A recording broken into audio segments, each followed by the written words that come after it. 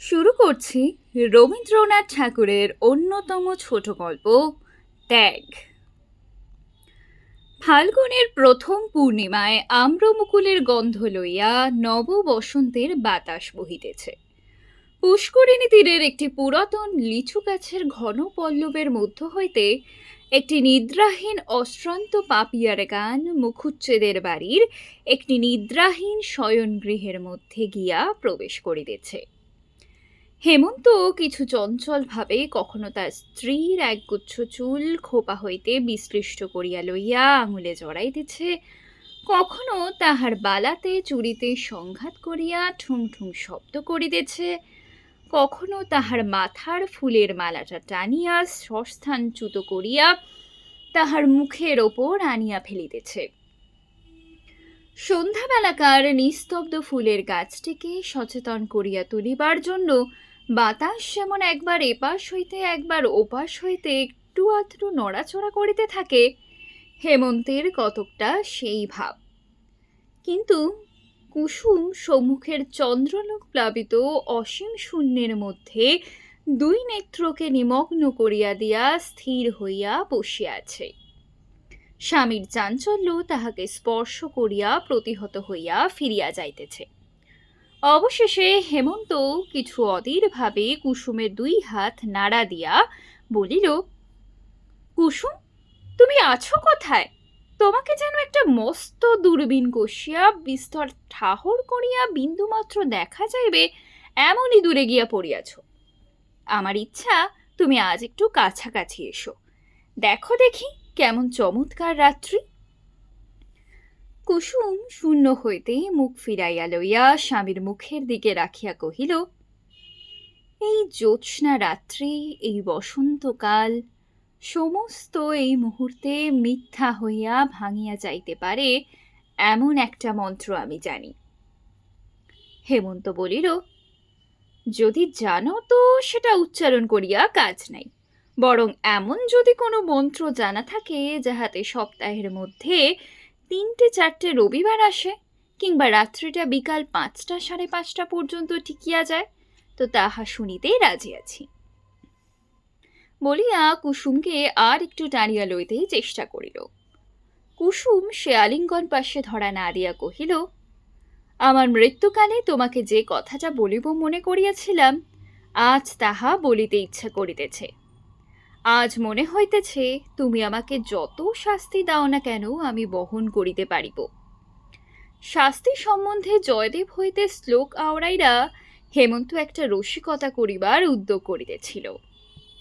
এমন সময় শোনা গেল একটা ক্ষুদ্র চটি জুতার চটাচট শব্দ নিকটবর্তী হইতেছে। হেমন্তের পিতা হরিহর মুখুজ্জের পরিচিত পদশব্দ। হেমন্ত শশব্যস্ত হইয়া উঠিল। হরিহর দাড়ির নিকট আসিয়া ক্ষুদ্র গর্জনে কহিল, হেমন্ত, বউকে এখনই বাড়ি হইতে দূর করিয়া দাও। হেমন্ত স্ত্রীর মুখের দিকে চাহিল। স্ত্রী কিছুই বিস্ময় প্রকাশ করিল না, কেবল দুই হাতের মধ্যে কাতরে মুখ লুকাইয়া আপনার সমস্ত বল এবং ইচ্ছা দিয়া আপনাকে যেন লুপ্ত করিয়া দিতে চেষ্টা করিল। দক্ষিণে বাতাস পাপিয়ার স্বর ঘরে প্রবেশ করিতে লাগিল। কাহারও কানে গেল না। পৃথিবীর এমন অসীম সুন্দর, অথচ এত সহজেই সমস্ত বিকল হইয়া যায়। হেমন্ত বাহির হইতে ফিরিয়া আসিয়া স্ত্রীকে জিজ্ঞাসা করিল, সত্য কি? স্ত্রী কহিল, সত্য। এতদিন বলো নাই কেন? অনেকবার বলিতে চেষ্টা করিয়াছি, বলিতে পারি নাই। আমি বড় পাপিষ্ঠা। তবে আজ সমস্ত খুলিয়া বলো। কুসুম গম্ভীর দৃঢ় স্বরে সমস্ত বলিয়া গেল, যেন অটল চরণে ধীর গতিতে আগুনের মধ্যে দিয়া চলিয়া গেল। কতখানি দগ্ধ হইতেছিল কেহ বুঝিতে পারিল না। সমস্ত শুনিয়া হেমন্ত উঠিয়া গেল। কুসুম বুঝিল, যে স্বামী চলিয়া গেল সে স্বামীকে আর ফিরিয়া পাইবে না। কিছু আশ্চর্য মনে হইল না। এ ঘটনাও যেন অন্যান্য দৈনিক ঘটনার মতো অত্যন্ত সহজভাবে উপস্থিত হইল। মনের মধ্যে এমন একটা শুষ্ক অসারতার সঞ্চার হইয়াছে, কেবল পৃথিবীকে এবং ভালোবাসাকে আগাগোড়া মিথ্যা এবং শূন্য বলিয়া মনে হইল। এমনকি হেমন্তের সমস্ত অতীত ভালোবাসার কথা স্মরণ করিয়া অত্যন্ত নিরস কঠিন নিরানন্দ হাসি একটা খরধার নিষ্ঠুর ছুরির মতো তাহার মনের এক ধার হইতে আর এক ধার পর্যন্ত একটি দাগ কাটিয়া যাইয়া গেল। বোধ করি সে ভাবিল, যে ভালোবাসাকে এতখানি বলিয়া মনে হয়, এত আদর এত গাঢ়তা, যাহার তিল মাত্র বিচ্ছেদ এমন মর্মান্তিক, যাহার মুহূর্ত মাত্র মিলন এমন নিবিড়ানন্দময়, যাহাকে অসীম অনন্ত বলিয়া মনে হয়, জন্ম জন্মান্তরেও যাহার অবসান কল্পনা করা যায় না, সেই ভালোবাসাই এইটুকুর ওপর নির্ভর। সমাজ যেমনই একটু আঘাত করিল, অমনি অসীম ভালোবাসা চূর্ণ হইয়া এক মুষ্টি ধুলি হইয়া গেল। হেমন্ত কম্পিত স্বরে এই কিছু পূর্বে কানের কাছে বলিতেছিল, চমৎকার রাত্রি। সে রাত্রি তো এখনো শেষ হয় নাই, এখনো সেই পাপিয়া ডাকিতেছে। দক্ষিণের বাতাস মশারি কাঁপাইয়া যাইতেছে এবং জ্যোৎস্না সুখশ্রান্ত সুপ্ত সুন্দরীর মতো বাতায়নবর্তী পালঙ্কের এক প্রান্ত নীলীন হইয়া পড়িয়া আছে। সমস্তই মিথ্যা। ভালোবাসা আমার অপেক্ষাও মিথ্যাবাদিনী, মিথ্যাচারিণী। পরদিন প্রভাতে অনিদ্রা শুষ্ক হেমন্ত পাগলের মতো হইয়া প্যারীশঙ্কর ঘোষালের বাড়িতে গিয়া উপস্থিত হইল। প্যারীশঙ্কর জিজ্ঞাসা করিল, কি হে বাবু, কি খবর? হেমন্ত মস্ত একটা আগুনের মতো যেন দাউ দাউ করিয়া জ্বলিতে জ্বলিতে কাঁপিতে কাঁপিতে বলিল, তুমি আমাদের জাতি নষ্ট করিয়াছ, সর্বনাশ করিয়াছ, তোমাকে ইহা শাস্তি ভোগ করিতে হইবে। বলিতে বলিতে তাহার কণ্ঠ রুদ্ধ হইয়া আসিল। প্যারীশঙ্কর ঈষৎ হাসিয়া কহিল, আর তোমরা আমার জাতি রক্ষা করিয়াছ, আমার সমাজ রক্ষা করিয়াছ, আমার পিঠে হাত বুলিয়াইয়া দিয়াছ। আমার প্রতি তোমাদের বড় যত্ন, বড় ভালোবাসা। হেমন্তের ইচ্ছা হইল সেই মুহূর্তেই প্যারীশঙ্করকে ব্রহ্ম তেজে ভস্ম করিয়া দিতে, কিন্তু সেই তেজে সে নিজেই জ্বলিতে লাগিল। প্যারীশঙ্কর দিব্য সুস্থ নিরাময় ভাবে বসিয়া রহিল। হেমন্ত ভগ্ন কণ্ঠে বলিল, আমি তোমার কি করিয়াছিলাম? প্যারীশঙ্কর কহিল, আমি জিজ্ঞাসা করি, আমার একটি মাত্র কন্যা ছাড়া সন্তান নাই, আর সেই কন্যা তোমার বাপের কাছে কি অপরাধ করিয়াছিল? তুমি যখন ছোট ছিলে তুমি হয়তো জানো না। ঘটনাটা তবে মন দিয়ে শোনো। ব্যস্ত হইও না বাপু, ইহার মধ্যে অনেক কৌতুক আছে। আমার জামাতা নবকান্ত আমার কন্যার গহনা চুরি করিয়া যখন পালাইয়া বিলাতে গেল, তখন তুমি শিশু ছিলে। তাহার পর 5 বৎসর বাদে সে যখন ব্যারিস্টার হইয়া দেশে ফিরিয়া আসিল, তখন পাড়ায় যে একটা গোলমাল বাঁধিল, তোমার বোধ করি কিছু কিছু মনে থাকিতে পারে, কিংবা তুমি না জানিতেও পারো। তুমি তখন কলিকাতা স্কুলে পড়িতে। তোমার বাপ গ্রামের দলপতি হইয়া বলিলেন, মেয়েকে যদি স্বামী গৃহে পাঠানো অভিপ্রায় থাকে, তবে সে মেয়েকে আর ঘরে লইতে পারিবে না। আমি তাহাকে হাতে পায়ে ধরিয়া বলিলাম, দাদা, এ যাত্রা তুমি আমাকে ক্ষমা করো। আমি ছেলেটিকে গোবর খাওয়াইয়া প্রায়শ্চিত্র করাইতেছি, তোমরা তাহাকে জাতে তুলিয়া লও। তোমার বাপ কিছুতেই রাজি হইলেন না। আমিও আমার একমাত্র মেয়েকে ত্যাগ করিতে পারিলাম না। জাত ছাড়িয়া দেশ ছাড়িয়া কলিকাতায় আসিয়া ঘর করিলাম। এখানে আসিয়াও আপদ মিটিল না। আমার ভ্রাতুষ্পুত্রের যখন বিবাহের সমস্ত আয়োজন করিয়াছি, তোমার বাপ কন্যাকর্তাদের উত্তেজিত করিয়া সে বিবাহ ভাঙিয়া দিলেন। আমি প্রতিজ্ঞা করিলাম, যদি ইহার প্রতিশোধ না লই, তবে আমি ব্রাহ্মণের ছেলে নহি। এইবার কতকটা বুঝিতে পারিয়াছ, কিন্তু আর একটু সবুর করো। সমস্ত ঘটনাটি শুনিলে খুশি হইবে। ইহার মধ্যে একটু রস আছে। তুমি যখন কলেজে পড়িতে, তোমার বাসার পাশেই বিপ্রদাস চাটুর্যের বাড়ি ছিল।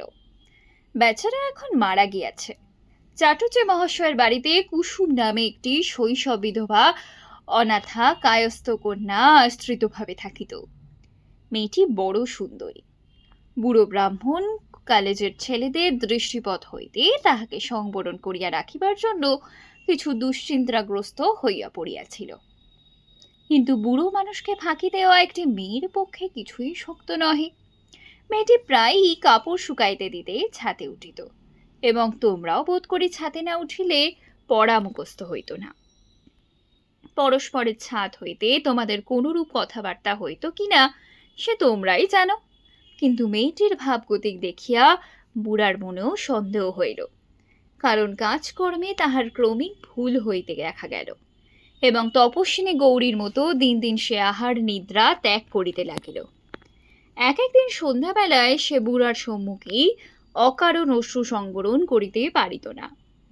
অবশেষে বুড়া আবিষ্কার করিল, ছাতে তোমাদের মধ্যে সময়ে অসময়ে নীরব দেখা সাক্ষাৎ চলিয়া থাকে।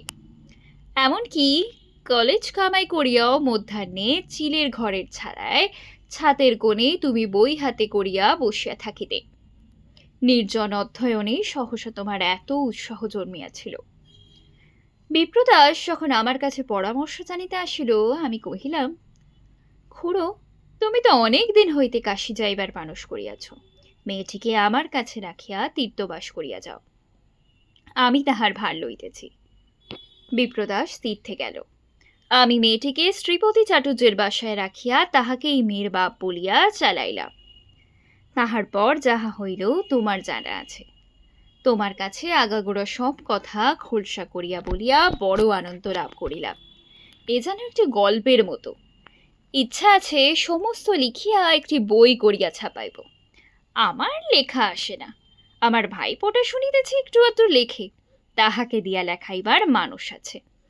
কিন্তু তোমাতে তাহাতে মিলিয়া লিখিলে সবচেয়ে ভালো হয়, কারণ গল্পের উপসংহারটি আমার ভালো করিয়া জানা নেই। হেমন্ত প্যারীশঙ্করের এই শেষ কথাগুলিতে বড় একটা কান দিয়া কহিল, কুসুম এই বিবাহে কোনো আপত্তি করে নাই? প্যারীশঙ্কর কহিল, আপত্তি ছিল কিনা বোঝা ভারী শক্ত। জানো তো বাবু, মেয়ে মানুষের মন যখন না বলে তখন হ্যাঁ বুঝিতে হয়। প্রথমে তো দিন কতক নূতন বাড়িতে আসিয়া তোমাকে না দেখিতে পাইয়া কেমন পাগলের মতো হইয়া গেল। তুমিও দেখিলাম কোথা হইতে সন্ধান পাইয়াছ, প্রায়ই বই হাতে করিয়া কলেজে যাত্রা করিয়া তোমার পদ ভুল হইত, এবং শ্রীপতির বাসার সম্মুখে আসিয়া কি যেন খুঁজিতে বেড়াইতে। ঠিক যে প্রেসিডেন্সি কলেজের রাস্তা খুঁজিতে তাহা বোধ হইত না, কারণ ভদ্রলোকের বাড়ির জানলার ভিতর দিয়া কেবল পতঙ্গ এবং উন্মাদ যুবকদের হৃদয়ের পথ ছিল মাত্র। দেখিয়া শুনিয়া আমার বড় দুঃখ হইল। দেখিলাম তোমার পাড়ার বড়ই ব্যাঘাত হইতেছে, এবং মেয়েটির অবস্থাও সংকটাপন্ন। একদিন কুসুমকে ডাকিয়া লইয়া কহিলাম, বাছা, আমি বুড়ো মানুষ, আমার কাছে লজ্জা করিবার আবশ্যক নেই। তুমি যাহাকে মনে মনে প্রার্থনা করো আমি জানি, ছেলেটিও মাটি হইবার জো হইয়াছে। আমার ইচ্ছা তোমাদের মিলন হয়। শুনিবা মাত্র কুসুম একেবারে বুক ফাটিয়া কাঁদিয়া উঠিল এবং ছুটিয়া পালাইয়া গেল। এমনই করিয়া প্রায় মাঝে মাঝে সন্ধ্যাবেলায় শ্রীপতির বাড়ি গিয়া কুসুমকে ডাকিয়া তোমার কথা পারিয়া ক্রমেই তাহার লজ্জা ভাঙিলাম।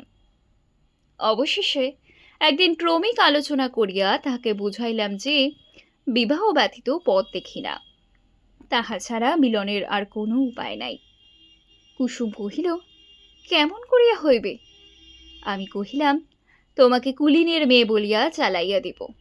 অনেক তর্কের পর সে বিষয়ে তোমার মত জানিতে কহিল। আমি কহিলাম, ছেলেটা একেই খেপিয়া যাইবার জো হইয়াছে, তাহাকে আবার এই সকল গোলমালের কথা বলিবার আবশ্যক কি? কাজটা বেশ নিরাপত্তে নিশ্চিন্তে নিষ্পন্ন হইয়া গেলেই সকল দিকে সুখের হইবে। বিশেষত এ কথা যখন কখনো প্রকাশ হইবার কোনো সম্ভাবনা নেই, তখন বেচারাকে কেন গায়ে পড়িয়া চিরজীবনের মতো অসুখী করা? কুসুম বুঝিল কি বুঝিল না আমি বুঝিতে পারিলাম না। কখনো কাঁদে, কখনো চুপ করিয়া থাকে। অবশেষে আমি যখন বলি তবে কাজ নাই, তখন আবার সে অস্থির হইয়া ওঠে। এইরূপ অবস্থায় শ্রীপতিকে দিয়া তোমাকে বিবাহের প্রস্তাব পাঠাই। দেখিলাম সম্মতি দিতে তোমার তিল মাত্র বিলম্ব হইল না। তখন বিবাহের সমস্ত ঠিক হইল। বিবাহের অনতিপূর্বে কুসুম এমনই বাঁকিয়া দাঁড়াইল, তাহাকে আর কিছুতেই বাগে আনিতে পারি না। সে আমার হাতে পায়ে ধরে বলে, ইহাতে কাজ নাই জ্যাঠামশাই। আমি বলিলাম, কি সর্বনাশ, সমস্ত স্থির হইয়া গেছে, এখন কি বলিয়া ফিরাইব? কুসুম বলে, তুমি রাষ্ট্র করিয়া দাও, আমার হঠাৎ মৃত্যু হইয়াছে, আমাকে এখান হইতে কোথাও পাঠাইয়া দাও। আমি বলিলাম, তাহা হইলে ছেলেটির কি দশা হইবে? তাহার বহু দিনের আশা কাল পূর্ণ হইবে বলিয়া সে স্বর্গে চড়িয়া বসিয়াছে। আজ আমি হঠাৎ তাহাকে তোমার মৃত্যু সংবাদ পাঠাইব, আবার তাহার পরদিন তোমাকে তাহার মৃত্যু সংবাদ পাঠাইতে হইবে, এবং সেই দিন সন্ধ্যাবেলায় আমার কাছে তোমার মৃত্যু সংবাদ আসিবে। আমি কি এই বুড়া বয়সে স্ত্রী হত্যা ব্রহ্মহত্যা করিতে বসিয়াছি? তাহার পর শুভ লগ্নেই শুভ বিবাহ সম্পন্ন হইল। আমি আমার একটা কর্তব্যদায় হইতে অব্যাহতি পাইয়া বাঁচিলাম। তাহার পর কি হইল তুমি জানো। হেমন্ত কহিল, আমাদের যাহা করিবার তাহা তো করিলেন, আবার কথাটা প্রকাশ করিলেন কেন? প্যারীশঙ্কর কহিলেন, দেখিলাম তোমার ছোট ভাগ্নির বিবাহের সমস্ত স্থির হইয়া গেছে। তখন মনে মনে ভাবিলাম একটা ব্রাহ্মণের জাত মারিয়াছি, কিন্তু সে কেবল কর্তব্যবোধে। আবার আরেকটা ব্রাহ্মণের জাত মারা পড়ে, আমার কর্তব্য এটা নিবারণ করা। তাই তাহাদের চিঠি লিখিয়া দিলাম। বলিলাম, হেমন্ত যে শূদ্রের কন্যা বিবাহ করিয়াছে তাহার প্রমাণ আছে। হেমন্ত বহু কষ্টে ধৈর্য সংবরণ করিয়া কহিল, এই যে মেয়েটিকে আমি পরিত্যাগ করিব, ইহার দশা কি হইবে? আপনি ইহাকে আশ্রয় দিবেন? প্যারীশঙ্কর কহিলেন, আমার যাহা কাজ তাহা আমি করিয়াছি, এখন পরের পরিত্যক্ত স্ত্রীকে পোষণ করা আমার কর্ম নহে। ওরে, হেমন্ত বাবুর জন্য বরফ দিয়া এক গ্লাস ডাবের জল লইয়া আয়, আর পান আনিস। হেমন্ত এই সুশীতল আতিথ্যের জন্য অপেক্ষা না করিয়া চলিয়া গেল। কৃষ্ণপক্ষের পঞ্চমী, অন্ধকার রাত্রি, পাখি ডাকিতেছে না। পুষ্করিণী ধারের লিচু গাছটি কালো চিত্রপটের ওপর গাঢ়তর কালির দাগের মতো লেপিয়া গেছে। কেবল দক্ষিণের বাতাস সেই অন্ধকারে অন্ধভাবে ঘুরিয়া ঘুরিয়া বেড়াইতেছে, যেন তাহাকে নিশিতে পাইয়াছে। আর আকাশের তারা নির্মিষের সতর্ক নেত্রে প্রাণপণে অন্ধকার ভেদ করিয়া কি একটা রহস্য আবিষ্কার করিতে প্রবৃত্ত আছে। শয়নগৃহে দীপ জ্বালা নাই। হেমন্ত বাতায়নের কাছে খাটের ওপরে বসিয়া সম্মুখের অন্ধকারের দিকা চাহিয়া আছে। কুসুম ভূমিতলে দুই হাতে তাহার পা জড়াইয়া পায়ের ওপর মুখ রাখিয়া পড়িয়া আছে। সময় যেন স্তম্ভিত সমুদ্রের মতো স্থির হইয়া আছে, যেন অনন্ত নিশীথিনীর ওপর অদৃশ্য চিত্রকর এই একটি চিরস্থায়ী ছবিয়া আঁকিয়া রাখিয়াছে। চারিদিকে প্রলয়, মাঝখানে একটি বিচারক, তাহার পায়ের কাছে একটি অপরাধিনী। আবার চটি জুতার শব্দ হইল। হরিহর মুখুজ্জে দ্বারের কাছে আসিয়া বলিলেন, অনেকক্ষণ হইয়া গিয়াছে, আর সময় দিতে পারি না, মেয়েটিকে ঘর হইতে দূর করিয়া দাও। কুসুমের স্বর শুনিবা মাত্র একবার মুহূর্তের মতো চিরজীবনের স্বাদ মিটাইয়া হেমন্তের দুই পা দ্বিগুণতর আবেগে চাপিয়া ধরিল। চরণ চুম্বন করিয়া পায়ের ধুলা মাথায় লইয়া পা ছাড়িয়া দিল। হেমন্ত উঠিয়া গিয়া পিতাকে বলিল, আমি স্ত্রীকে ত্যাগ করিব না। হরিহর গর্জিয়া উঠিয়া কহিল, জাত খোয়াইবি? হেমন্ত কহিল, আমি জাত মানি না, তবে তুই শুদ্ধ দূর হইয়া যা। শেষ হলো ছোট গল্প ত্যাগ।